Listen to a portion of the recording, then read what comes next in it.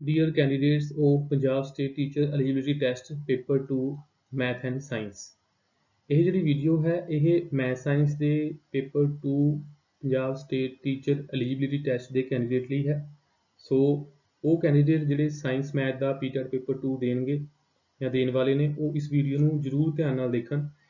ਇਹ ਵੀਡੀਓ ਉਹਨਾਂ ਨੂੰ ਗਾਈਡ ਕਰਨ ਲਈ, ਉਹਨਾਂ ਦਾ ਮਾਰਗਦਰਸ਼ਨ ਕਰਨ ਲਈ ਬਣਾਈ ਗਈ ਹੈ। ਤਾਂ ਚਲੋ ਸ਼ੁਰੂ ਕਰਦੇ ਹਾਂ ਇਸ ਵੀਡੀਓ ਨੂੰ।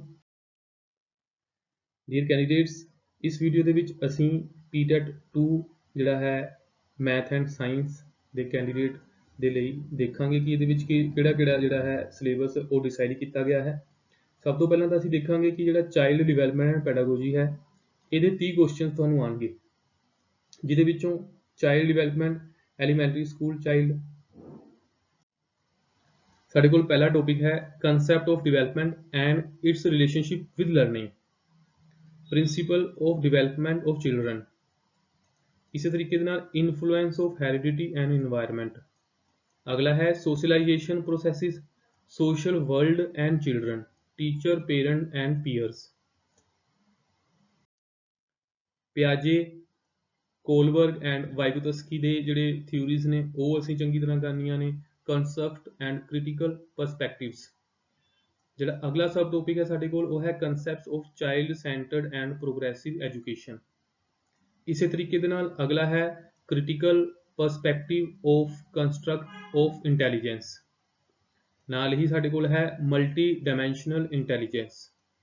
ਟੌਪਿਕ ਹੈ language and thought, gender as a social construct, gender roles, gender bias and educational practice, individual differences among learners, understanding differences based on diversity of language, caste, gender, community, religion, etc.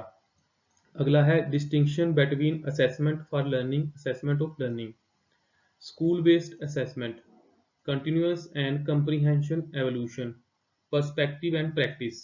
इसी तरीके दे नाल अगला है formulating appropriate questions for assessing readiness levels of learners, for enhancing learning and critical thinking in the classroom and assessing learner achievement। B है concept of inclusive education and understanding children with special needs। अगला है ਇਹਦੇ अंदर ही addressing learners from diverse backgrounds including disadvantaged and deprived। अगला है addressing the needs of children with learning difficulties, impairment, etc. addressing the talented, creative, specially abled learners।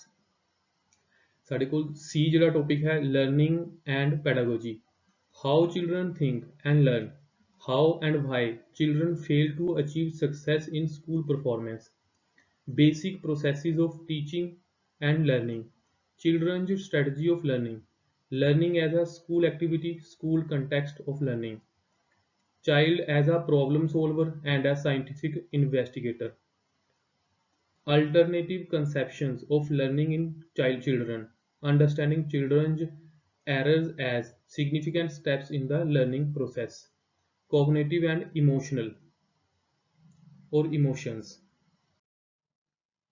अगला है motivation and learning, factors contributing to learning, personal and environmental।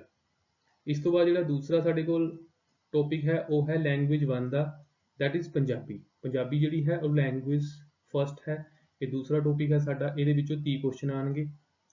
Language comprehension ਜਿਹੜਾ ਇਹਦਾ ਇਹ topic ਹੈ ਉਹਦੇ ਵਿੱਚ ਕੀ ਪੁੱਛਿਆ ਜਾਏਗਾ, ਰੀਡਿੰਗ ਅਨਸੀਨ ਪੈਸੇਜ। ਮਤਲਬ ਸਿੱਧੇ ਹੀ ਸਾਡੇ ਕੋਲੋਂ 30 ਵਿੱਚੋਂ 15 ਕੁਐਸਚਨ ਭਾਸ਼ਾ ਨਾਲ ਸਿੱਧੇ ਪੁੱਛੇ ਜਾਣਗੇ, ਜਿਹਦੇ ਵਿੱਚ ਹਿੰਦੀ ਆਪਣਾ ਪੰਜਾਬੀ ਦੇ ਜਿਹੜੇ ਗ੍ਰਾਮਰ ਹੈ, ਪੰਜਾਬੀ ਵਰਨਮਾਲਾ ਹੈ, ਇਸੇ ਤਰੀਕੇ ਦੇ ਨਾਲ ਹੋਰ ਜਿਹੜੇ ਪੰਜਾਬੀ ਭਾਸ਼ਾ ਨਾਲ ਸੰਬੰਧਿਤ ਕੁਐਸਚਨ ਨੇ ਉਹ ਲਗਭਗ 30 ਵਿੱਚੋਂ 15 ਪੁੱਛੇ ਜਾਣਗੇ ਤੇ 15 ਕੁਐਸਚਨ ਜਿਹੜੇ ਨੇ ਭਾਸ਼ਾ ਮਨੋਵਿਗਿਆਨ ਨਾਲ ਸੰਬੰਧਿਤ ਹੋਣਗੇ। ਲੈਂਗੁਏਜ ਕੰਪਰੀਹੈਂਸ਼ਨ ਜਿਹੜੇ 15 ਕੁਐਸਚਨ ਸਿੱਧੇ ਭਾਸ਼ਾ ਦੇ ਨੇ ਉਹਦੇ ਵਿੱਚੋਂ 2 ਪੈਸੇजेस ਨੇ, 1 ਪ੍ਰੋਜ਼ ਔਰ drama, 1 poem with questions on comprehension, inference, grammar or verbal ability। prose passage may be literary, scientific, narrative or discursive। ਜਿਹੜੇ ਹੈ ਡਿਸਕ੍ਰਿਸਿਵ ਹੋਣਗੇ। ਇਹ ਵਿਆਕਰਨ ਦੇ ਸਿੱਧੇ ਕੁਐਸਚਨ ਨੇ ਜਿਹੜੇ ਲਗਭਗ 15 ਹੋਣਗੇ। ਜਿਹੜਾ B टॉपिक है pedagogy of language development, learning and acquisition, principles of language teaching, role of listening and speaking, function of language and how children use it as a tool, critical perspective of on the role of grammar in learning as language for communicating ideas verbally or in written form, challenges of teaching language in a diverse classroom, language difficulties, error and disorder, language skills, evaluating language comprehension and proficiency, listening, speaking, reading and writing, teaching learning materials, textbooks, multimedia material, multilingual resource of the classroom, remedial teaching। ਇਹ ਜਿਹੜੇ ਨੇ ਅਸੀਂ ਭਾਸ਼ਾ ਦੇ ਮਨੋਵਿਗਿਆਨ ਦੇ ਵਿੱਚ ਕਰਨੇ ਹਨ। ਇਸ ਤੋਂ ਬਾਅਦ ਲੈਂਗੁਏਜ 2 ਜਿਹੜਾ ਤੀਸਰਾ ਟੌਪਿਕ ਹੈ ਉਹ ਲੈਂਗੁਏਜ 2 ਦਾ ਹੈ। ਇਹਦੇ ਵਿੱਚ ਇੰਗਲਿਸ਼ ਜਿਹੜੀ ਹੈ ਸਾਡੀ ਲੈਂਗੁਏਜ 2 ਹੈ, ਇਹ ਕੰਪਲਸਰੀ ਹੈ। ਇਹਦੇ ਵਿੱਚ ਵੀ 15 ਕੁਐਸਚਨ ਸਿੱਧੇ ਭਾਸ਼ਾ ਨਾਲ ਸੰਬੰਧਿਤ ਹੋਣਗੇ, ਜਿਹਦੇ ਵਿੱਚ ਗ੍ਰਾਮਰ ਤੇ ਹੋਰ ਜਿਹੜੇ ਕੰਪੋਨੈਂਟ ਨੇ ਭਾਸ਼ਾ ਦੇ ਉਹ ਪੁੱਛੇ ਜਾਣਗੇ, ਤੇ 15 ਜਿਹੜੇ ਕੁਐਸਚਨ ਨੇ ਲਗਭਗ ਉਹ ਡਿਪੈਂਡ ਹੋਣਗੇ ਲੈਂਗੁਏਜ ਦੀ ਮਨੋਵਿਗਿਆਨ ਜਾਂ ਸਾਈਕੋਲੋਜੀ ਦੇ ਉੱਪਰ।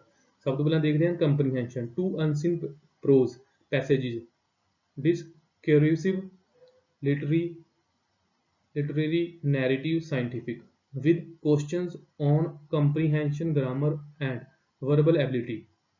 ਜਿਹੜਾ B ਹੈ pedagogy of language development, learning and acquisition, principles of language teaching, role of listening and speaking, function of language and how children use it as a tool, critical perspective on the role of grammar in a learning a language for communicating ideas verbally or in written form, challenges of teaching language in a diverse classroom, language difficulties, errors and disorders, language skills, evaluating language comprehension and proficiency, listening, speaking, reading and writing, teaching learning material, textbook, multimedia material, multilingual resource of the classroom, remedial teaching।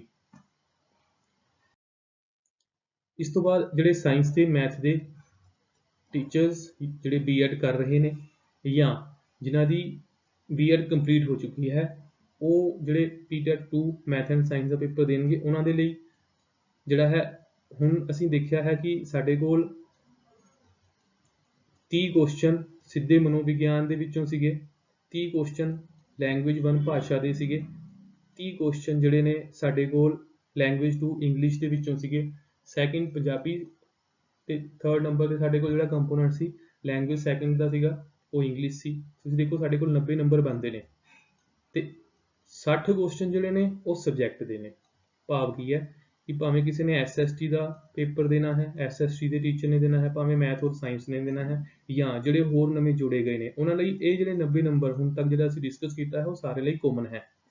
60 number ਦਾ ਜਿਹੜਾ ਹੈ ਉਹ subject specific ਹੋਏਗਾ। ਜਿਵੇਂ ਹੁਣ ਅਸੀਂ ਦੇਖਾਂਗੇ math ਤੇ science ਦੇ ਟੀਚਰਸ ਜਿਹੜੇ ਤਿਆਰੀ ਕਰ ਰਹੇ ਨੇ ਉਹਨਾਂ ਲਈ 60 ਨੰਬਰ ਜਿਹੜੇ ਨੇ ਉਹ ਕਿਸ ਤਰੀਕੇ ਨਾਲ ਵੰਡੇ ਗਏ ਨੇ। ਜਿਸ ਤਰ੍ਹਾਂ ਸਾਇੰਸ ਦੇ ਟੀਚਰ ਨੂੰ ਇਹ ਪੇਪਰ ਦੇਣਾ ਪਏਗਾ, ਮੈਥ ਦੇ ਟੀਚਰ ਨੂੰ ਵੀ ਇਹੀ ਪੇਪਰ ਦੇਣਾ ਪਏਗਾ। ਤਾਂ 30 ਕੁਐਸਚਨ ਜਿਹੜੇ ਨੇ, ਜੇ ਕੋਈ ਮੈਥ ਦਾ ਟੀਚਰ ਹੈ ਤਾਂ 30 ਸਿੱਧੇ ਉਹਦੇ ਸਬਜੈਕਟ ਦੇ ਰਿਲੇਟਿਡ ਹੋਣਗੇ, ਅੱਗੇ ਉਹ ਦੋ ਭਾਗਾਂ 'ਚ ਵੰਡੇ ਹੋਣਗੇ ਜਿਹੜੇ ਸਬਜੈਕਟ ਨਾਲ ਰਿਲੇਟਿਡ ਨੇ, ਤੇ ਅੱਗੇ ਜਿਹੜਾ ਹੈ ਉਹਦੇ ਮੈਥਡਸ ਹੋਣਗੇ ਜਿਹੜੇ ਟੀਚਿੰਗ ਦੇ ਉਹ ਨਾਲ ਸੰਬੰਧਿਤ ਹੋਏਗਾ, ਤੇ ਇਸੇ ਤਰੀਕੇ ਨਾਲ ਸਾਇੰਸ ਦੇ ਟੀਚਰ ਲਈ ਹੋਏਗਾ।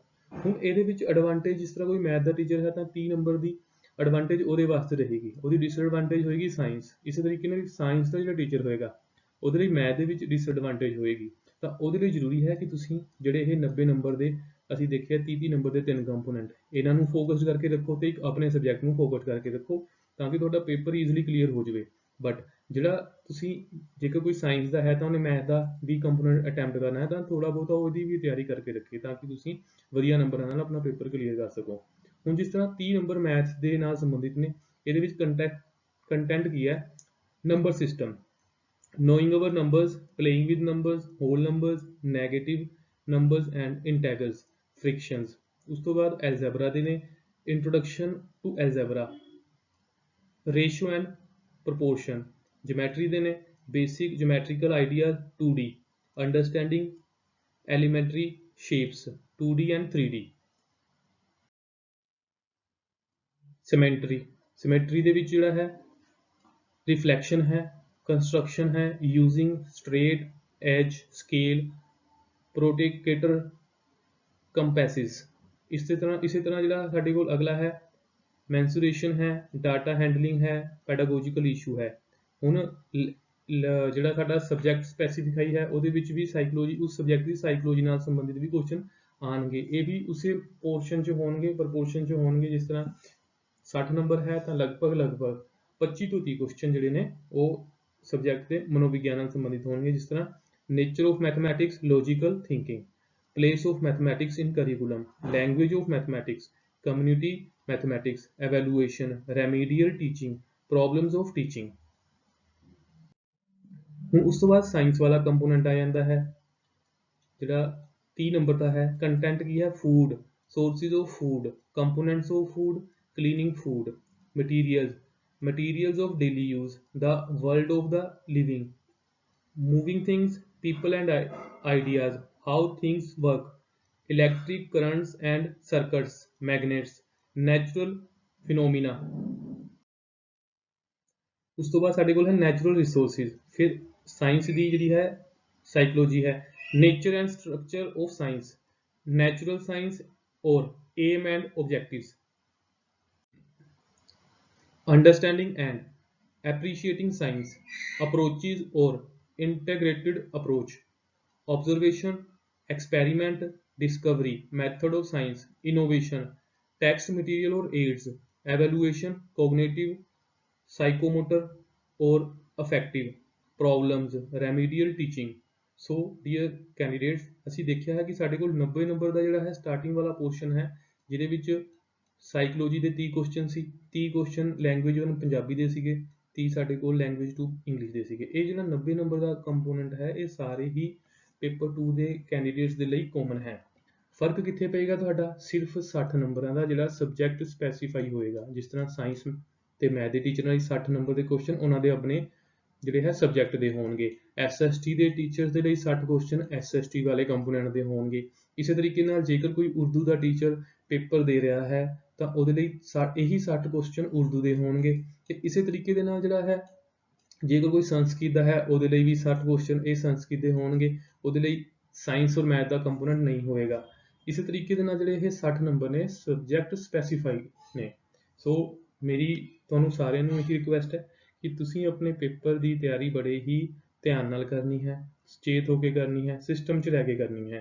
ਤੁਸੀਂ ਇੱਕ ਕਿਤਾਬ ਦੇ ਉੱਪਰ ਪੂਰੀ ਤਰ੍ਹਾਂ ਡਿਪੈਂਡ ਨਹੀਂ ਹੋਣਾ ਹੈ। ਜੇਕਰ ਤੁਸੀਂ ਇੱਕ ਕਿਤਾਬ ਦੇ ਉੱਪਰ ਡਿਪੈਂਡ ਹੋ ਤਾਂ ਤੁਸੀਂ ਆਪਣੇ ਆਪ ਹੀ ਇਹ ਡਿਸਾਈਡ ਕਰ ਲੈਣਾ ਕਿ ਤੁਹਾਡਾ ਪੇਪਰ ਕਲੀਅਰ ਨਹੀਂ ਹੋਏਗਾ। ਤੇ ਤੁਸੀਂ ਜਿਹੜਾ ਹੈ ਇਸ ਚੈਨਲ ਦੀ ਵੀ ਮਦਦ ਲੈ ਸਕਦੇ ਹੋ। ਅਸੀਂ ਤੁਹਾਨੂੰ ਪ੍ਰੋਪਰ ਜਿਹੜਾ ਹੈ ਸਟੱਡੀ ਮਟੀਰੀਅਲ ਇੱਥੇ ਪ੍ਰੋਵਾਈਡ ਕਰਾਵਾਂਗੇ। ਧੰਨਵਾਦ।